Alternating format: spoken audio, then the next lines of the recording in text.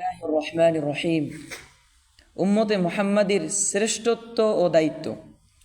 কুনতুম খায়রা উম্মাতিন উখরিজাত লিন-নাসি তা'মুরুনা বিল মা'রুফি ওয়া তানহাউনা আনিল মুনকারি ওয়া তু'মিনুনা বিল্লাহ। অর্থাৎ তোমরা শ্রেষ্ঠ উম্মত, মানুষের মঙ্গলের জন্য তোমাদিগকে বাহির করা হইয়াছে। তোমরা সৎ কাজে আদেশ করিয়া থাকো এবং অসৎ কাজে নিষেধ করিয়া থাকো এবং আল্লাহর উপর ঈমান রাখো। ওয়ালতাকুম মিনকুম উম্মাতুন ইয়াদউনা ইলাল খায়রি ওয়া ইয়া'মুরুনা বিল মা'রুফি ওয়া ইয়ানহাউনা আনিল মুনকার ওয়া উলাইকা হুমুল মুফলিহুন।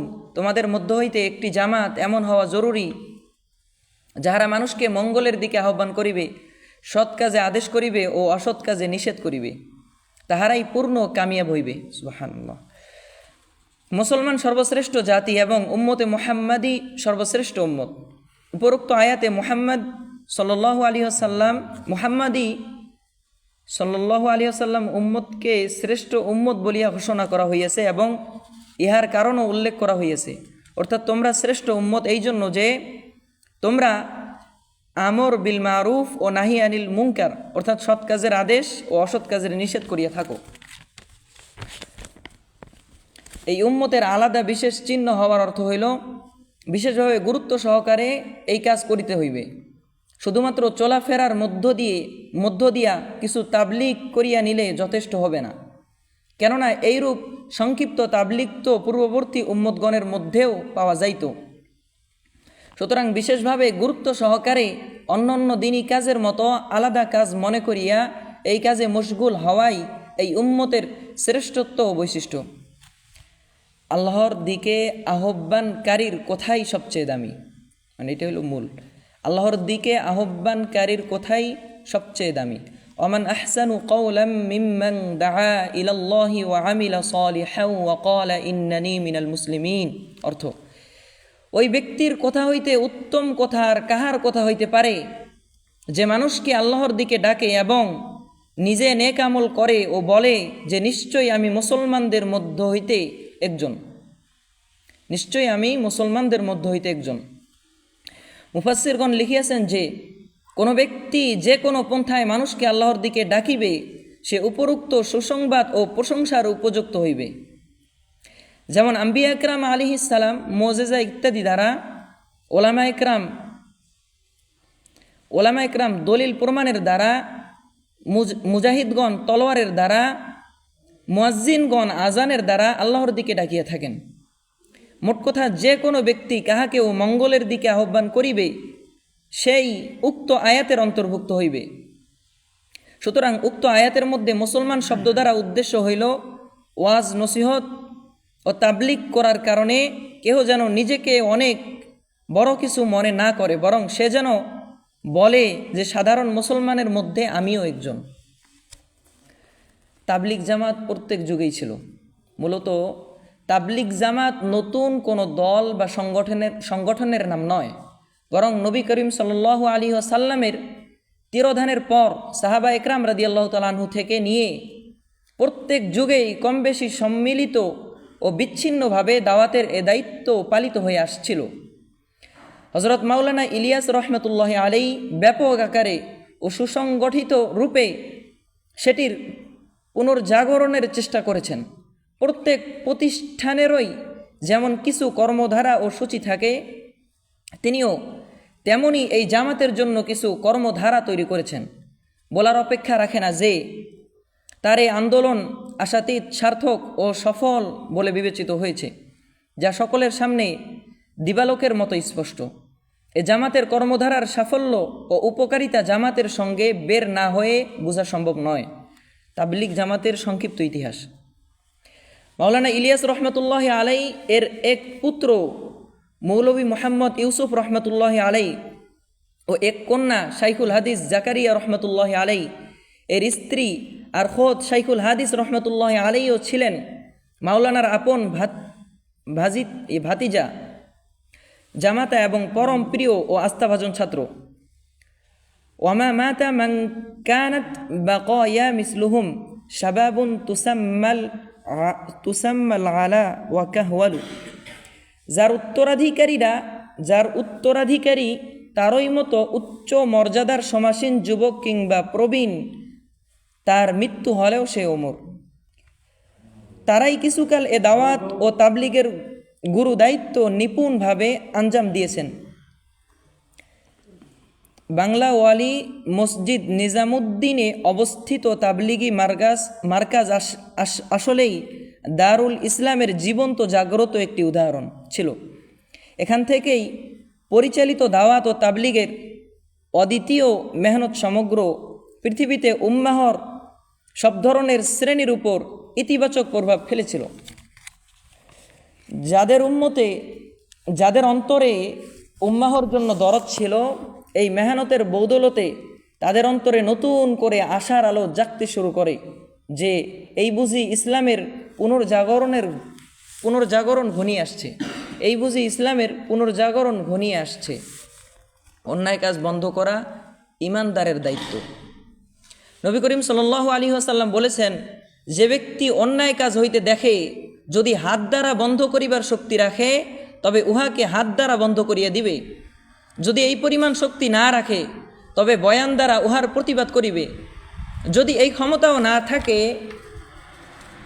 তবে অন্তর দ্বারা উহাকে খারাপ মনে করিবে। আর ইহা হইল ইমানের সর্বনিম্ন স্তর। তাবলিগ জামাতের মূল কথা। ভারত, পাকিস্তান, বাংলাদেশ বা বৃহত্তর এশিয়া, ইউরোপ, আফ্রিকা ও আমেরিকা মহাদেশেরও এমন কোনো দেশ বা এলাকা আজ আর বাকি নেই যেখানে তাবলিগ জামাত ইসলামের বাণী পৌঁছায়নি। ওখানে আছে মুসলিম বসতি। আর এই বিশাল মুসলিম এলাকায় যুগান্তকারী আন্দোলন তাবলিগ জামাত যে নীরবে পৌঁছে গেছে তা বলার অপেক্ষা রাখে না। শুধু অনুমান আর সস্তা ভাবাবেগে নয়, মননশীল সাধক আলেম কোরআন হাদিস পড়ে চোখ খোলায় স্পষ্ট দাওয়াত পেয়েছেন। আর এ দাওয়াতের আসল কামনা আর সাধনা হচ্ছে আমরা মুসলমানরা যেন সত্যিকারের মুসলমান হয়ে যাই, যার দাওয়াত নিয়ে মহানবী সাল্লাল্লাহু আলাইহি ওয়াসাল্লাম এই পৃথিবীতে আগমন করেছেন। সেই ঈমান ও ঈমানি জীবন নিয়ে কালামে পাকের এই বাণী বান্দাদেরকে বারবার সতর্ক করে দিয়েছেন। ইয়া আইয়ুহাল্লাযীনা আমানু আমিনু, হে বিশ্বাসীগণ পূর্ণ বিশ্বাসী হয়ে যাও, হে ঈমানদারগণ পূর্ণ মুমিন হয়ে যাও। অন্য আয়াতে আল্লাহ তাআলা বলেন, ইয়া আইয়ুহাল্লাযীনা আমানু দুখুলু ফিস সিলমি কাফা, হে বিশ্ববাসীগণ পুরো ইসলামে দাখিল হও, পুরো ইসলামে প্রবেশ করো। তাবলিগ জামাতের মূলনীতি, মূল কথা আসতেছে। তাবলিগ জামাতের মূলনীতি, দাওয়াতের কাজের জন্য তাবলিগের একটি বিশেষ কর্মসূচি ও কর্মপদ্ধতি রয়েছে। যেমন 1 নম্বরে কালিমা সাক্ষ্য, 2 নম্বরে নামাজ, 3 নম্বরে এলেম ও জিকির জ্ঞান অর্জন ও আল্লাহর জিকির করা, 4 নম্বরে ইকরামুল মুসলিমিন মুসলমানদের সেবা, 5 নম্বরে তাসহিহে নিয়ত বিশুদ্ধ নিয়ত, 6 নম্বরে দাওয়াত ও তাবলিগ দ্বীনি দাওয়াত। তাবলিগের 6 নম্বর। হযরত সাহাবা ইকরাম রাদিয়াল্লাহু তাআলা আনহু নবী করিম সাল্লাল্লাহু আলাইহি ওয়াসাল্লামের সোহবতে থেকে বহু গুণ অর্জন করেছিলেন। তার মধ্যে কয়েকটি গুণের উপর মেহনত করিয়া আমল করিয়া চলিতে পারিলে পুরো দিনের উপর চলা খুব সহজ। গুণ কয়েকটি হলো এই: 1 নম্বরে কালিমা, 2 নম্বরে নামাজ, 3 নম্বরে এলেম ও জিকির, 4 নম্বরে ইকরামুল মুসলিমিন, 5 নম্বরে তাসহিহে নিয়ত বা সহি নিয়ত, 6 নম্বরে দাওয়াত ও তাবলিগ।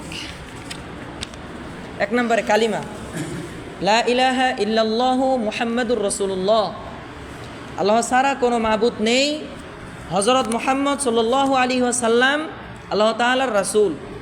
কালিমার উদ্দেশ্য, আমরা দু চোখে যা কিছু দেখি বা না দেখি, আল্লাহ ছাড়া সব কিছুই মাখলুক, সৃষ্টি জগৎ। মাখলুক মানে কি? সৃষ্টি জগৎ। মাখলুক কিছুই করতে পারে না আল্লাহ তাআলার হুকুম ছাড়া। আল্লাহ তাআলা সব কিছু করতে পারেন মাখলুক ছাড়া।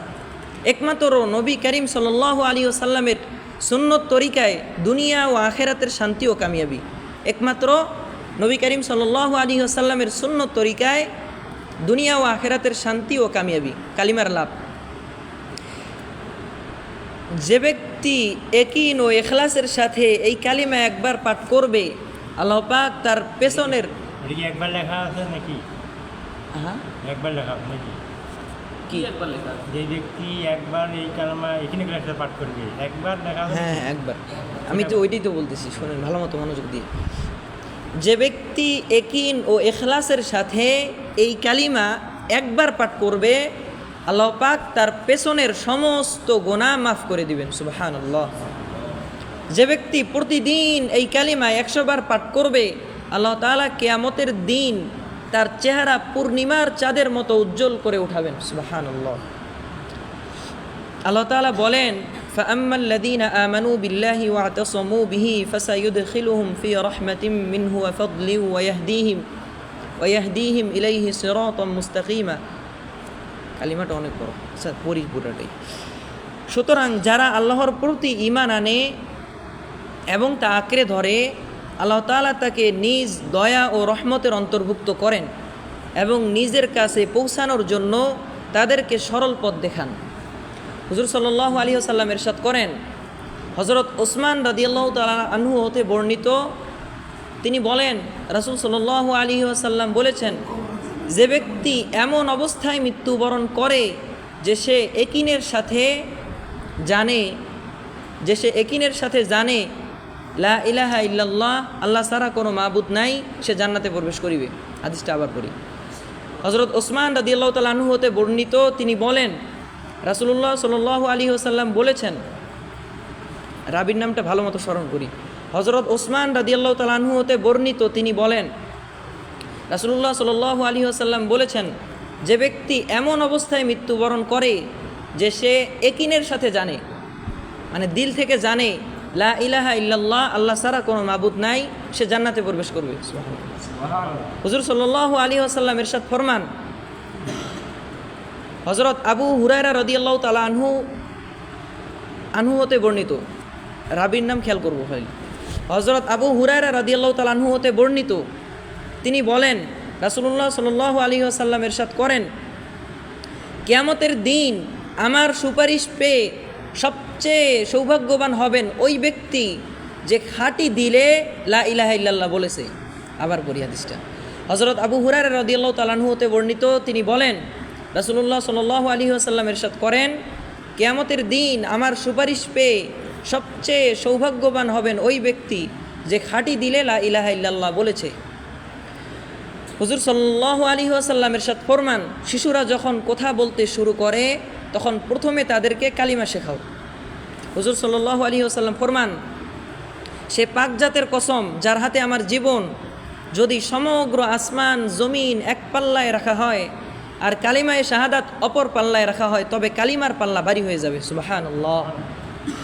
হুজুর সাল্লাল্লাহু আলাইহি ওয়াসাল্লাম ইরশাদ ফরমান, সে পাক জাতের কসম যার হাতে আমার জীবন, যদি সমগ্র আসমান জমিন এক পাল্লায় রাখা হয় আর কালেমায়ে শাহাদাত অপর পাল্লায় রাখা হয়, তবে কালেমার পাল্লা ভারী হয়ে যাবে। খুব মনোযোগ, একদম গভীর মনোযোগ, যাতে শুনেই যাতে মুখস্থ হয়ে যায়। ঠিক আছে। হুজুর সাল্লাল্লাহু আলাইহি ওয়াসাল্লাম ইরশাদ ফরমান, কোনো ব্যক্তি দিনে রাতে যে কোনো সময় লা ইলাহা ইল্লাল্লাহ পাঠ করবে, তার আমলনামা হাতে পাপসমূহ মুছে তার পরিবর্তে নেকি লেখা হয়। হুজুর সাল্লাল্লাহু আলাইহি ওয়াসাল্লাম ইরশাদ ফরমান, কোনো ব্যক্তি দিনে রাতে যে কোনো সময় লা ইলাহা ইল্লাল্লাহ পাঠ করবে, তার আমলনামা হাতে পাপসমূহ মুছে তার পরিবর্তে নেকি লেখা হয়। কালেমা হাসিল করার তরিকা, এই কালেমা আমি বেশি বেশি পাঠ করি আর কালেমার লাভ জানিয়া অপর ভাইকে দাওয়াত দেই ও দোয়া করি।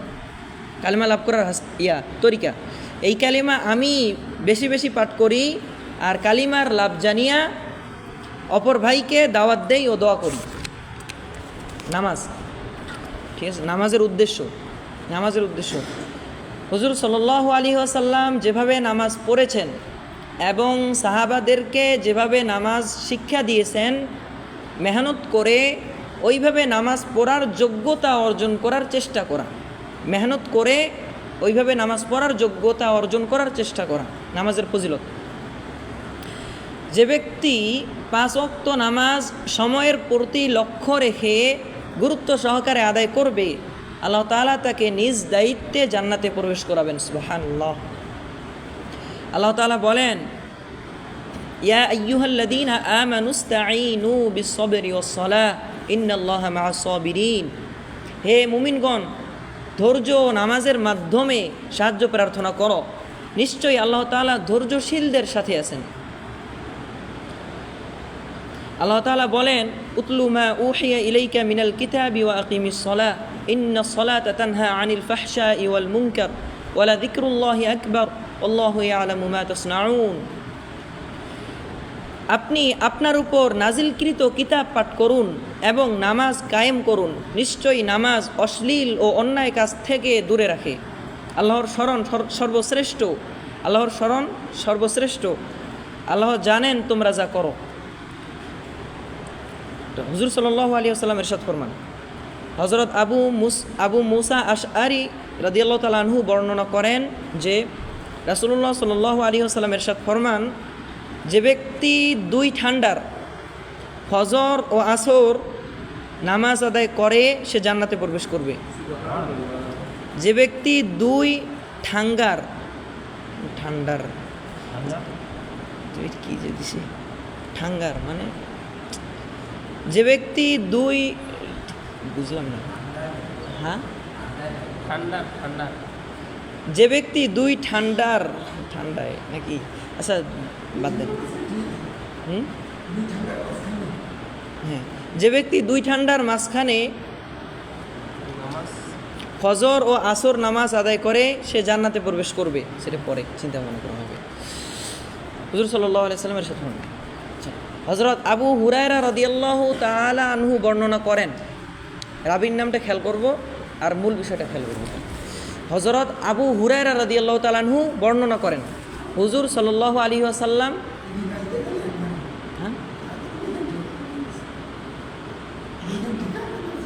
আজ ঠিক আছে পুরাটাই। আচ্ছা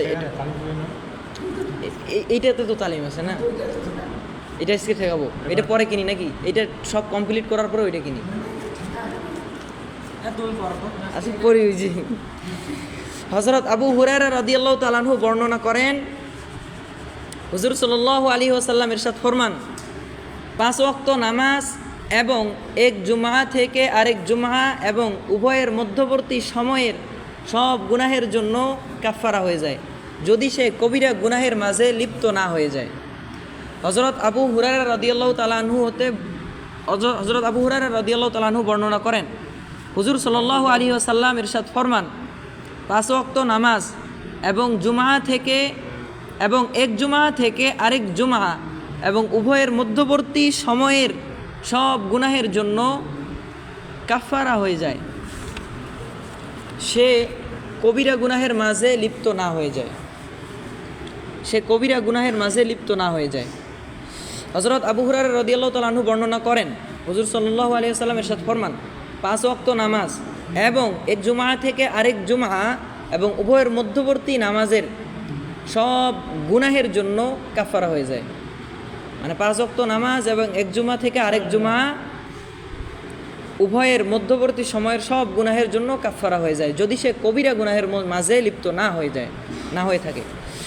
হযরত আবু হুরায়রা রাদিয়াল্লাহু তাআলা আনহু থেকে বর্ণিত, হুজুর সাল্লাল্লাহু আলাইহি ওয়াসাল্লাম ইরশাদ ফরমান, কোনো ব্যক্তির জামাতের সাথে নামাজ আদায় করার সওয়াব ঘরে কিংবা বাজারে একাকী নামাজ আদায়ের থেকে 25 গুণ বেশি সওয়াব। হুজুর সাল্লাল্লাহু আলাইহি ওয়াসাল্লাম ইরশাদ ফরমান, যদি কোনো ব্যক্তি উত্তম রূপে ওযু করে নামাজ আদায়ের নিয়তে মসজিদে গিয়ে দেখে যে নামাজ শেষ হয়ে গেছে, তবুও সে জামাতে নামাজ আদায় করার সওয়াব পাবে এবং জামাত প্রাপ্তদের নেকি বিন্দুমাত্রও কম করা হইবে না। আবার করি, হুজুর সাল্লাল্লাহু আলাইহি ওয়াসাল্লাম ইরশাদ ফরমান, যদি কোনো ব্যক্তি উত্তম রূপে ওযু করে নামাজ আদায়ের নিয়তে মসজিদে গিয়ে দেখে যে নামাজ শেষ হয়ে গেছে, তবুও সে জামাতে নামাজ আদায় করার সওয়াব পাবে এবং জামাত প্রাপ্তদের নেকি বিন্দুমাত্র কম করা হইবে না। অপর এক হাদিসে এরশাদ বর্ণিত আছে, কষ্টের সময় ওযু করা, মসজিদের দিকে গমন করা এবং এক নামাজের পর অন্য নামাজের অপেক্ষায় বসে থাকা গুনাহসমূহকে ধৌত করে দেয়। সুবহানাল্লাহ। হুজুর আকরাম সাল্লাল্লাহু আলাইহি ওয়াসাল্লাম ইরশাদ ফরমান, কিয়ামতের দিন সর্বপ্রথম নামাজের হিসাব নেওয়া হবে। যদি নামাজ ঠিক সাব্যস্ত হয় তাহলে অন্য আমলও ঠিক বলে প্রমাণিত হবে, আর নামাজ যদি ত্রুটিপূর্ণ হয় তাহলে অন্য অন্য আমলও ত্রুটিপূর্ণ হবে।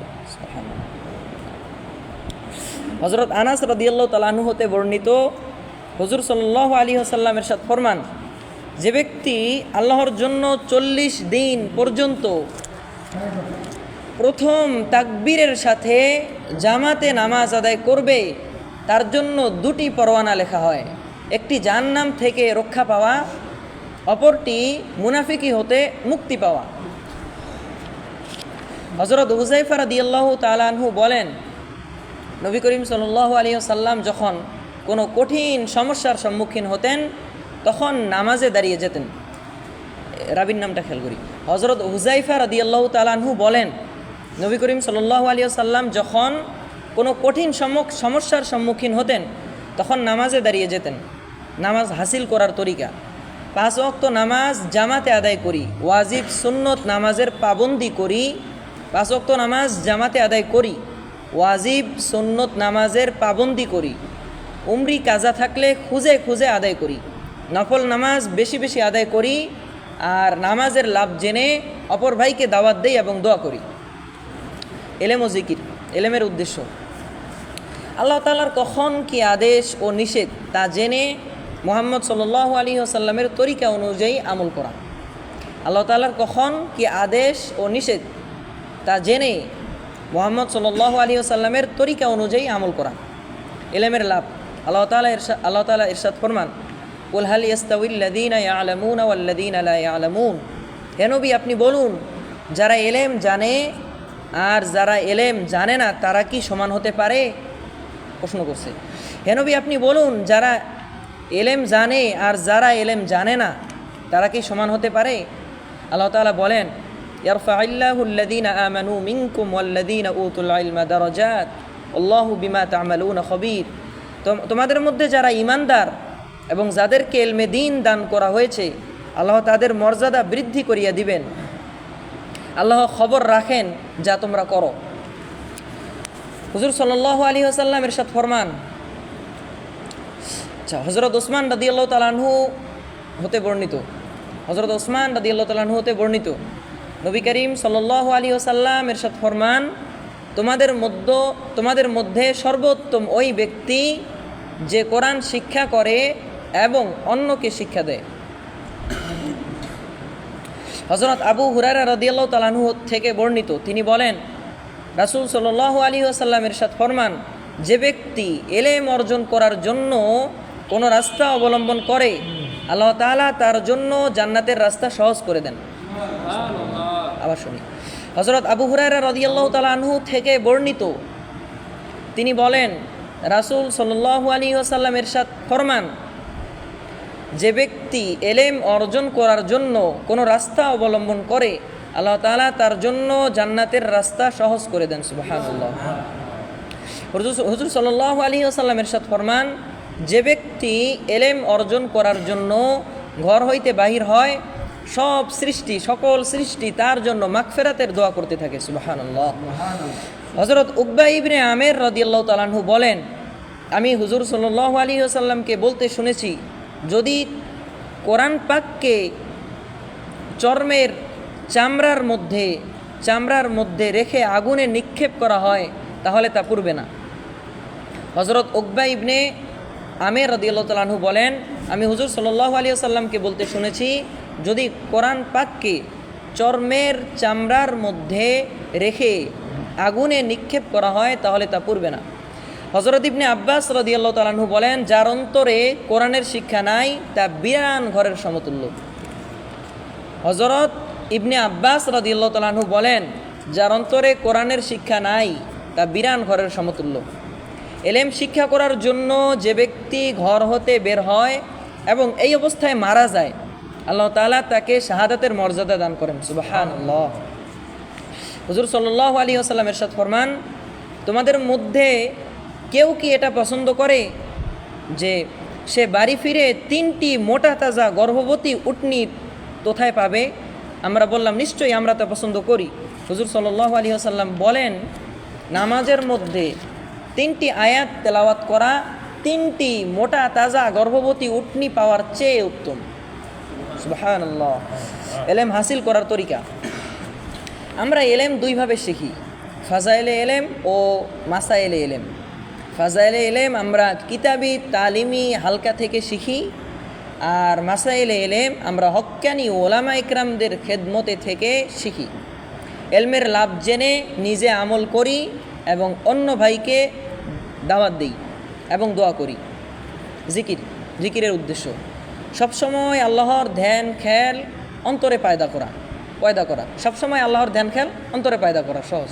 সবসময় আল্লাহর ধ্যান খেয়াল অন্তরে পয়দা করা, এটা উদ্দেশ্য। জিকিরের ফজিলত, যারা সর্বদা জিকিরে মশগুল থাকে তারা হাসতে হাসতে জান্নাতে প্রবেশ করবে।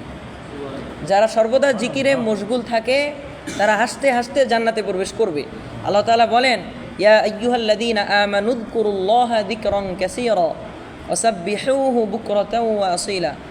হে মুমিনগণ, আল্লাহর জিকিরে মশগুল থাকো অধিক পরিমাণে এবং সকাল সন্ধ্যায় তার তাসবিহ পাঠ করো। আল্লাহ তাআলা বলেন, ফাযকুরুনি আযকুরকুম ওয়াশকুরু লি ওয়ালা তাকফুরুন। প্রতি জুমায় তো আমরা এটা শুনি, অর্থ শুনি। সুতরাং তোমরা আমাকে স্মরণ করো, আমি তোমাদেরকে স্মরণ করব, এবং আমার কৃতজ্ঞতা প্রকাশ করো, অকৃতজ্ঞ হইও না। হুজুর সাল্লাল্লাহু আলাইহি ওয়াসাল্লাম এরশাদ ফরমান, হযরত আবু মূসা রাদিয়াল্লাহু তাআলা আনহু বর্ণনা করেন যে রাসূল সাল্লাল্লাহু আলাইহি ওয়াসাল্লাম এরশাদ ফরমান, যে ব্যক্তি আল্লাহ তাআলার জিকির করে আর যে ব্যক্তি আল্লাহ তাআলার জিকির করে না, তাদের উভয়ের দৃষ্টান্ত হলো জীবিত ও মৃত্যুর মতো। যে ব্যক্তি আল্লাহ তাআলার জিকির করে আর যে ব্যক্তি আল্লাহ তাআলার জিকির করে না, তাদের উভয়ের দৃষ্টান্ত হলো জীবিত ও মৃত্যুর মতো। হুজুর সাল্লাল্লাহু আলাইহি ওয়াসাল্লাম ইরশাদ ফরমান, খালি আরবি। হযরত আবু হুরায়রা রাদিয়াল্লাহু তাআলা আনহু হতে বর্ণিত, রাসূল সাল্লাল্লাহু আলাইহি ওয়াসাল্লাম ইরশাদ ফরমান, আল্লাহ তাআলা বলেন, আমি আমার বান্দার নিকট তার ধারণা অনুযায়ী আছি, আর যখন সে আমাকে ডাকে আমি তার ডাকে সাড়া দিই। হযরত আবু হুরায়রা রাদিয়াল্লাহু তাআলা আনহু হতে বর্ণিত, রাসূল সাল্লাল্লাহু আলাইহি ওয়াসাল্লাম ইরশাদ ফরমান, আল্লাহ তাআলা বলেন, আমি আমার বান্দার নিকট তার ধারণা অনুযায়ী আছি, আর যখন সে আমাকে ডাকে আমি তার ডাকে সাড়া দিই।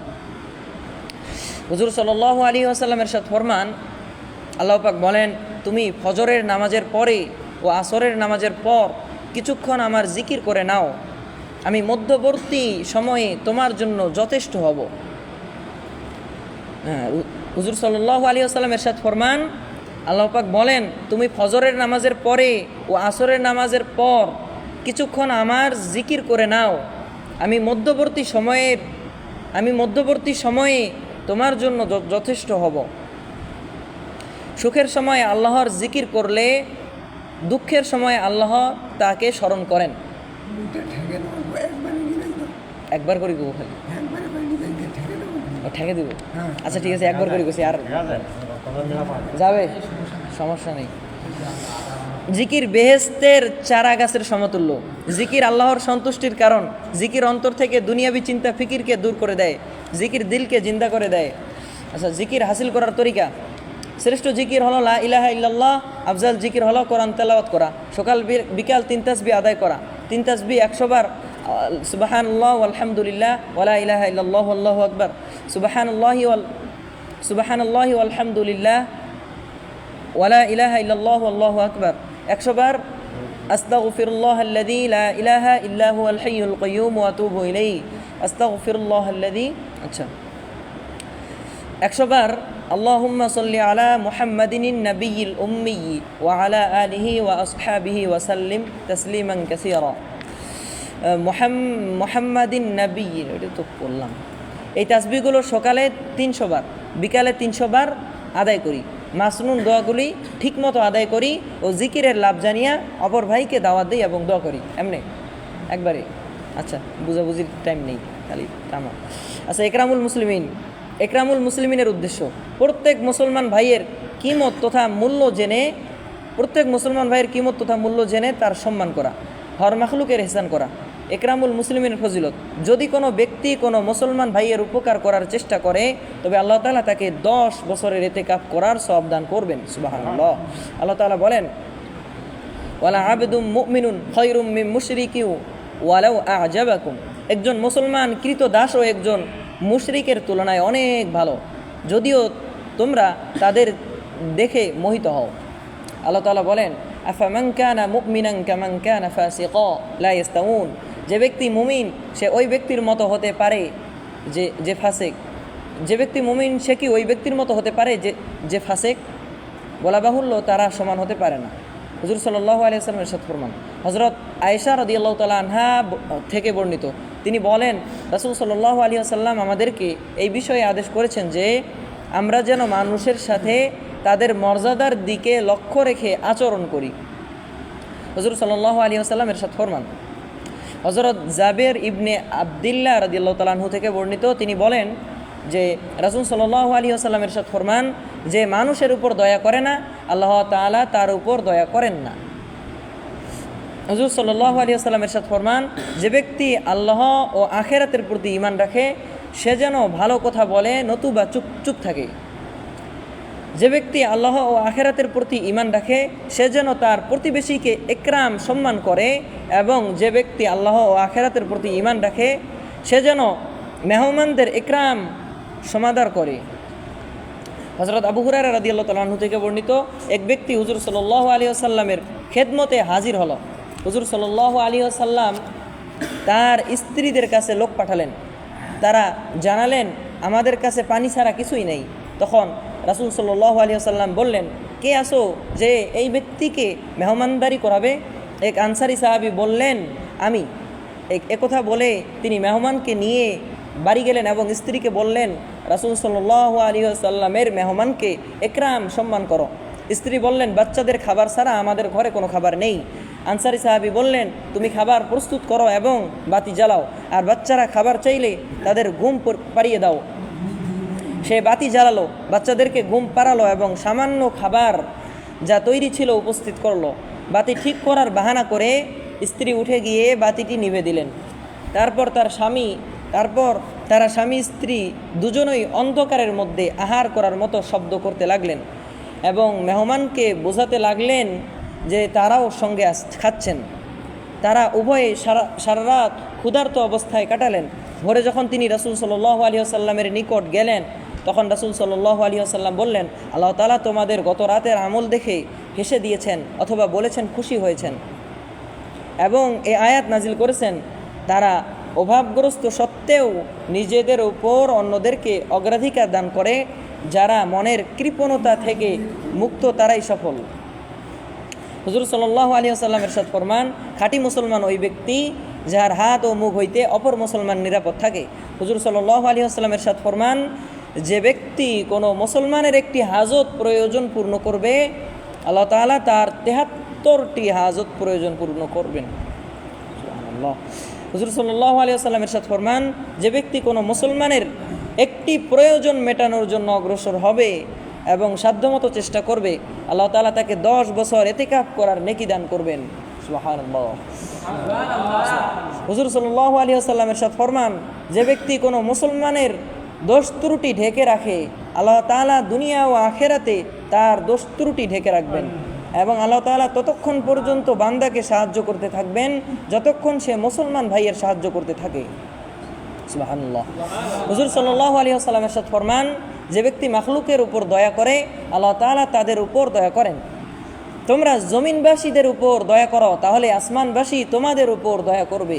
ইকরামুল মুসলিমিন হাসিল করার তরিকা, আমরা আলেমদের তাজিম করি, বড়দের শ্রদ্ধা করি, এটা তরিকা আমরা তো আগেও করছিলাম। ইকরামুল মুসলিমিন হাসিল করার তরিকা, আমরা আলেমদের তাজিম করি, বড়দের শ্রদ্ধা করি, ছোটদের স্নেহ করি, এর ফজিলত জানিয়ে অপর ভাইকে দাওয়াত দেই এবং দোয়া করি। তাসহিহে নিয়ত, 5 নম্বরে তাসহিহে নিয়ত। তাসহিহে নিয়তের উদ্দেশ্য, আমরা যে কোনো কাজ করি আল্লাহ তাআলাকে রাজি খুশি করার জন্য করি। তাসহিহে নিয়তের ফজিলত, নিয়ত সহি করে সামান্য খুরমা খেজুর আল্লাহর রাস্তায় দান করলে আল্লাহ তাআলা সেটাকে বৃদ্ধি করে উহুদ পাহাড় পরিমাণ নেকি দান করবেন। সুবহানাল্লাহ। আর যদি আর যদি নিয়ত সহি না করে পাহাড় পরিমাণও দান করে তাহলে খুরমা পরিমাণও দান করার নেকি পাবে না। আল্লাহ তাআলা বলেন, বালা মান আসলামা ওয়াজহাহু লিল্লাহি ওয়া হুয়া মুহসিনুন ফালাহু আজরুহু ইনদা রাব্বিহি ওয়ালা খাউফুন আলাইহিম ওয়ালা হুম ইয়াহজানুন। হ্যাঁ, যে ব্যক্তি নিজ চেহারা আল্লাহর সামনে নত করবে এবং সে সৎকর্মশীল হবে, সে নিজ প্রতিপালকের কাছে তার প্রতিদান পাবে। আর এইরূপ লোকদের কোনো প্রকার ভয় থাকবে না এবং তারা দুঃখিত হবে না। আল্লাহ তাআলা বলেন, ওমা আসআলুকুম আলাইহি মিন আজর ইন আজরিয়া ইল্লা আলা রাব্বিল আলামিন। আমি এ কাজের জন্য তোমার কাছে কোনো পারিশ্রমিক চাই না, আমার প্রতিদান তো কেবল সেই সত্তা নিজ দায়িত্বে রেখেছেন যিনি বিশ্বজগৎ প্রতিপালন করেন। হযরত ওসামা রাদিয়াল্লাহু তাআলা আনহু থেকে বর্ণিত, তিনি বলেন, একবার আমি হুজুর সাল্লাল্লাহু আলাইহি ওয়াসাল্লামের সাথে ছিলাম, তার সাথে সাদ, উবাই ইবনে কাব ও মুয়াজ রাদিয়াল্লাহু তাআলা আনহু ছিলেন। এমন সময় রাসূল সাল্লাল্লাহু আলাইহি ওয়াসাল্লামের কোনো এক কন্যার পাঠানো খবর এক লোক নিয়ে আসলো যে তার পুত্র সন্তান মরণাপন্ন। হুজুর সাল্লাল্লাহু আলাইহি ওয়াসাল্লাম লোকটির মাধ্যমে কন্যাকে খবর পাঠালেন যে আল্লাহর জন্যই যা তিনি নিয়ে যান, আল্লাহর জন্যই যা তিনি নিয়ে যান, আর আল্লাহর জন্যই যা তিনি দান করেন। প্রত্যেকের জন্য একটি সময় নির্ধারিত আছেই, কাজেই সে যেন ধৈর্য ধারণ করেন এবং সওয়াবের আশা করে। হযরত আবু হুরায়রা রাদিয়াল্লাহু তাআলা আনহু থেকে বর্ণিত, তিনি বলেন, একদা রাসূল সাল্লাল্লাহু আলাইহি ওয়াসাল্লামকে প্রশ্ন করা হলো, হে আল্লাহর রাসূল, কিয়ামতের দিন আপনার সুপারিশ পেয়ে সবচেয়ে সৌভাগ্যবান কোন ব্যক্তি হবেন যে ইখলাসের সাথে অন্তর থেকে লা ইলাহা ইল্লাল্লাহ বলেছেন? হযরত সাদ ইবনে আবি ওয়াক্কাস রাদিয়াল্লাহু তাআলা আনহু থেকে বর্ণিত, রাসূল সাল্লাল্লাহু আলাইহি ওয়াসাল্লামের ইরশাদ ফরমান, তুমি আল্লাহর সন্তুষ্টির জন্য যা কিছু ব্যয় করো না কেন, তোমাকে নিশ্চিত রূপে তার প্রতিদান দেয়া হবে, এমনকি তুমি তোমার স্ত্রীর মুখে যা তুলে দাও তারও। হযরত আবু হুরায়রা রাদিয়াল্লাহু তাআলা আনহু থেকে বর্ণিত, রাসূল সাল্লাল্লাহু আলাইহি ওয়াসাল্লামের ইরশাদ ফরমান, এক ভাই তার ভাইয়ের সাক্ষাতের জন্য অন্য গ্রামে গেল। আল্লাহ তাআলা তার জন্য পথে একজন ফেরেশতা নিযুক্ত করলেন। সে ব্যক্তি যখন ফেরেশতার কাছে পৌঁছলো, ফেরেশতা তাকে জিজ্ঞাসা করলো, তুমি কোথায় যাওয়ার ইচ্ছা পোষণ করেছো? সে বলল, আমি এই গ্রামে আমার এক ভাইয়ের সাক্ষাতের জন্য যেতে চাই। ফেরেশতা বললেন, তার কাছে কি তোমার কোনো অবদান আছে যা তুমি আরও বৃদ্ধি করতে চাও? সে বলল, না, আমি তো শুধু আল্লাহর জন্য তাকে ভালোবাসি। ফেরেশতা বললেন, আমি আল্লাহর পক্ষ থেকে তার দূত হয়ে তোমাকে জানানোর জন্য এসেছি যে আল্লাহ তোমাকে ভালোবাসেন যেমন তুমি তোমার ভাইকে তারই সন্তুষ্টির জন্য ভালোবাসো। হুজুর সাল্লাল্লাহু আলাইহি ওয়াসাল্লামের ইরশাদ ফরমান, ইখলাসের সাথে অল্প আমলের বদলা ও অনেক বড়। ইখলাসের সাথে অল্প আমলের বদলাও অনেক বড়। পক্ষান্তরে ইখলাস ছাড়া অধিক আমলেরও কোনো বদলা পাওয়া যাবে না এবং আল্লাহ তাআলা আমলের মধ্যে শুধু সেই আমলই কবুল করেন যা একমাত্র তারই সন্তুষ্টির জন্য করা হয়। তাসহিহে নিয়ত হাসিল করার তরিকা। আমরা প্রত্যেক কাজের শুরুতে নিয়ত সহি করি, কাজের মাঝে নিয়ত যাচাই করি। যদি ঠিক থাকে তাহলে আলহামদুলিল্লাহ, আর যদি ঠিক না থাকে তাহলে ইস্তিগফার পড়ে তা ঠিক করে নেই এবং কাজের শেষে আলহামদুলিল্লাহ বলি। আর তাসহিহে নিয়তের লাভ জেনে অপর ভাইকে দাওয়াত দিই এবং দোয়া করি। দাওয়াত ও তাবলীগের উদ্দেশ্য আল্লাহর দেয়া জান, মাল ও সময় নিয়ে আল্লাহর রাস্তায় বের হয়ে জান, মাল ও সময়ের সহি ব্যবহার শিক্ষা করা। আল্লাহ তাআলা বলেন, ইয়া আইয়ুহার রাসূলু বাল্লিগ মা উনজিলা ইলাইকা মির রাব্বিক। হে রাসূল, আপনি তাবলীগ করুন যা আপনার রবের পক্ষ থেকে নাজিল করা হয়েছে। আপনি তাবলীগ করুন যা আপনার রবের পক্ষ থেকে নাজিল করা হয়েছে। আল্লাহ তাআলা বলেন, কুল হাদিহি সাবিলি আদউ ইলাল্লাহ আলা বাসীরাতিন আনা ওয়া মান ইত্তাবানি। হে নবী, আপনি বলে দিন, এটি আমার পথ, আমি আল্লাহর দিকে দাওয়াত দেই বুঝে শুনে একিনের সাথে। আমি আল্লাহর দিকে দাওয়াত দিই বুঝে শুনে একিনের দিকে, আমিও আমার অনুসারীগণও দাওয়াত দেয়। আল্লাহ তাআলা বলেন, ওমান আহসানু কাওলাম মিম্মান দাআ ইলাল্লাহি ওয়া আমিলা সালিহান ওয়া ক্বালা ইন্নানি মিনাল মুসলিমিন। তার চেয়ে উত্তম কথা আর কার হতে পারে যে আল্লাহর দিকে দাওয়াত দেয়, সৎকর্ম করে এবং বলে, নিশ্চয়ই আমি মুসলমানদের মধ্যে হতে একজন। আল্লাহ তাআলা বলেন, কুনতুম খায়রা উম্মাতিন উখরিজাত লিন-নাস তা'মুরুনা বিল মা'রুফি ওয়া তানহাউনা আনিল মুনকারি ওয়া তু'মিনুনা বিল্লাহ। তোমরাই সর্বোত্তম উম্মত, মানব জাতির কল্যাণের জন্য তোমাদেরকে পাঠানো হয়েছে।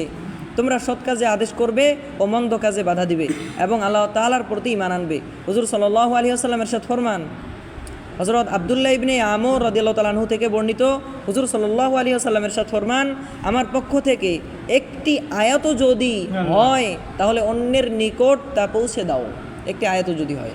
হযরত আবু বাকরা রাদিয়াল্লাহু তাআলা আনহু থেকে বর্ণিত, নবী সাল্লাল্লাহু আলাইহি ওয়াসাল্লাম বিদায় হজ্জে সাহাবী রাদিয়াল্লাহু তাআলা আনহুদের উদ্দেশ্যে খুতবা দিচ্ছিলেন যে, আমি কি তোমাদেরকে আল্লাহর পয়গাম তাবলীগ করেছি, পৌঁছে দিয়েছি? আমরা বললাম, জি হ্যাঁ দিয়েছেন। তিনি বললেন, হে আল্লাহ, আপনি সাক্ষী হয়ে যান, আর যারা এখানে উপস্থিত তারা যেন অনুপস্থিতিদের কাছে আল্লাহর পয়গাম তাবলীগ করে।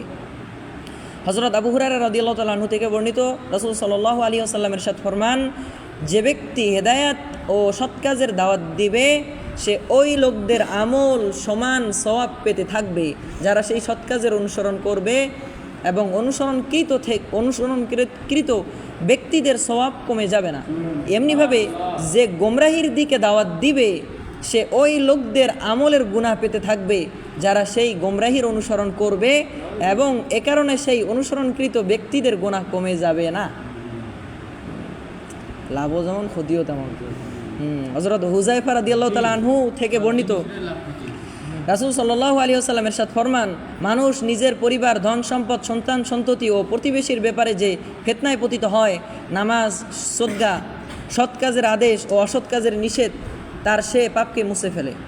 হযরত আনাস রাদিয়াল্লাহু তাআলা আনহু থেকে বর্ণিত, তিনি বলেন, রাসূলুল্লাহ সাল্লাল্লাহু আলাইহি ওয়াসাল্লাম ইরশাদ ফরমান, আল্লাহর পথে একটি সকাল অথবা একটি বিকাল অতিবাহিত করা দুনিয়া এবং দুনিয়ার মধ্যে যা কিছু আছে সব কিছু চেয়ে উত্তম। সুবহানাল্লাহ। হুজুর সাল্লাল্লাহু আলাইহি ওয়াসাল্লাম ইরশাদ ফরমান, যে ব্যক্তি আল্লাহর রাস্তায় বের হয়ে নিজ প্রয়োজনে 1 টাকা ব্যয় করে, আল্লাহ তাআলা তাকে 7 লক্ষ টাকা সদকা করার নেকি দান করেন। সুবহানাল্লাহ। এবং আল্লাহর রাস্তায় যে ব্যক্তি একটি নেকি আমল করবে তার জন্য 49 কোটি নেক ও যে ব্যক্তি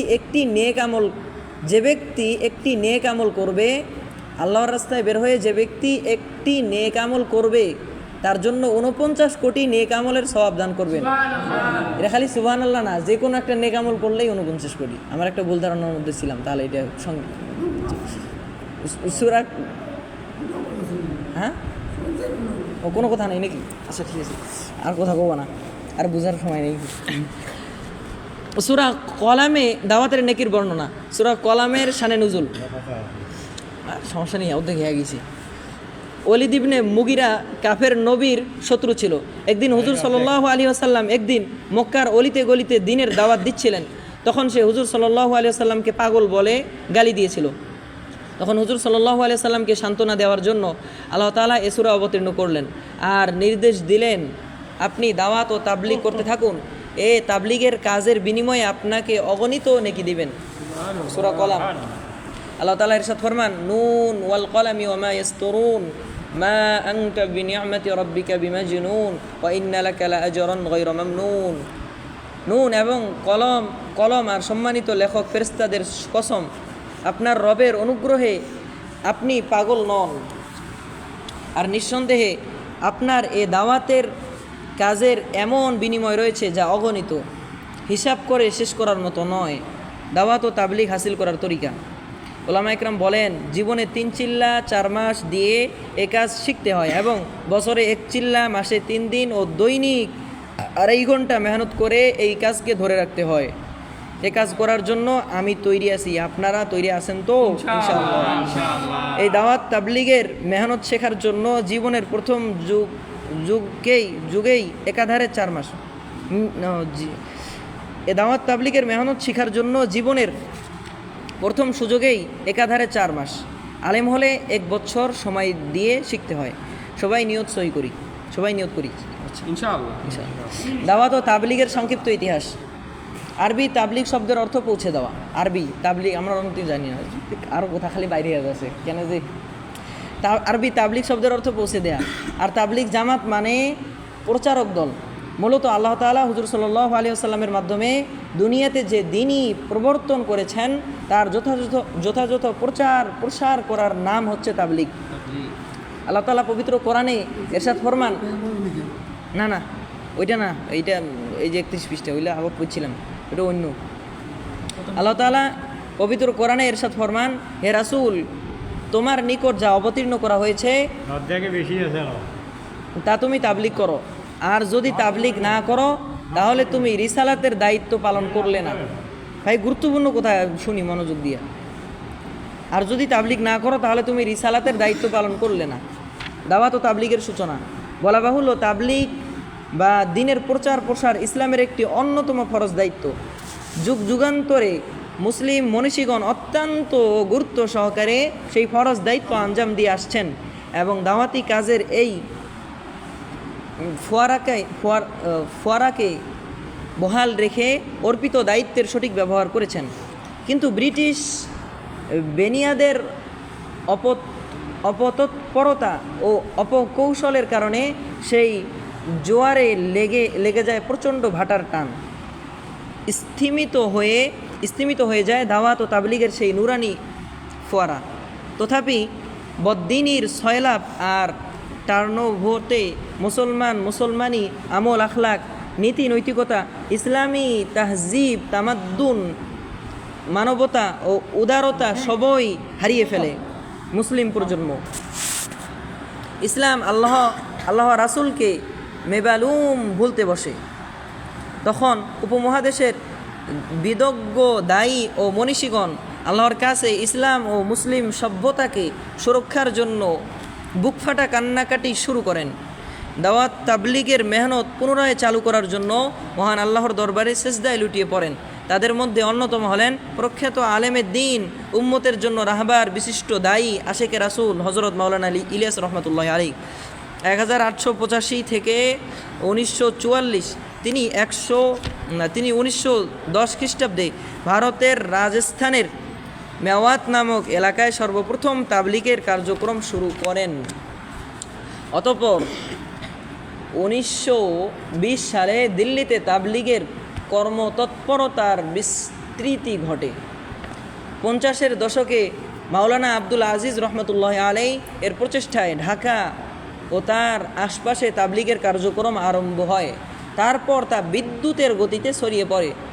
বর্তমানে এটি ভারত উপমহাদেশের গণ্ডি পেরিয়ে বিশ্বের প্রায় সকল দেশে ছড়িয়ে পড়েছে। দাওয়াত ও তাবলিগের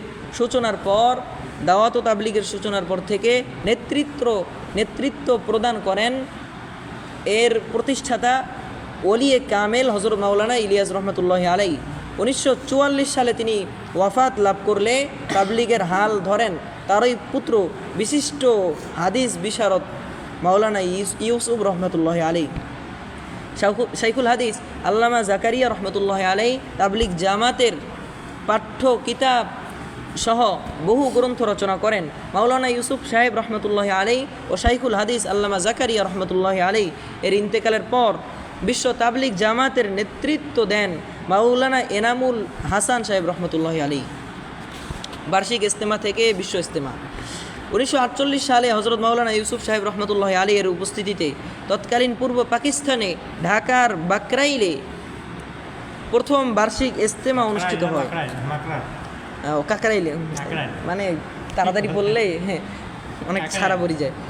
ঢাকার কাকরাইলে প্রথম বার্ষিক ইজতেমা অনুষ্ঠিত হয়। 1954 সালে চট্টলার হাজি ক্যাম্পে তাবলিগের বড় ইজতেমা অনুষ্ঠিত হয়। 1948 সালে নারায়ণগঞ্জের সিন্ধিরগঞ্জে ইজতেমা অনুষ্ঠিত হয়। 1960, 1962 ও 1965 সালে বার্ষিক ইজতেমা অনুষ্ঠিত হয় ঢাকার রমনা ময়দানে। 1966 সালে সর্বপ্রথম টঙ্গীর তুরাগ তীরে ইজতেমার আয়োজন করা হয়। ফলশ্রুতিতে এখানে নিয়মিতভাবে তাবলিগ জামাতের বার্ষিক ইজতেমা অনুষ্ঠিত হয়ে আসছে, যা 80-র দশক হতে বিশ্ব ইজতেমার রূপ পরিগ্রহ করে। পাকিস্তানের রাইভেন্ড ও ভারতের ভোপালেও বৃহৎ ইজতেমা অনুষ্ঠিত হয়। তবে সার্বিক বিবেচনায় বাংলাদেশের ইজতেমা সর্ববৃহৎ ও সুবিশাল। বাস্তবতার নিরিখেও এটি ইজতেমা বটে, কারণ বিশ্বের অর্ধেকেরও বেশি দেশের লোক ঢাকার টঙ্গী ইজতেমায় সমবেত হয়। হযরত মাওলানা ইলিয়াস রহমতুল্লাহ আলাইহি এর বিশেষ বয়ান।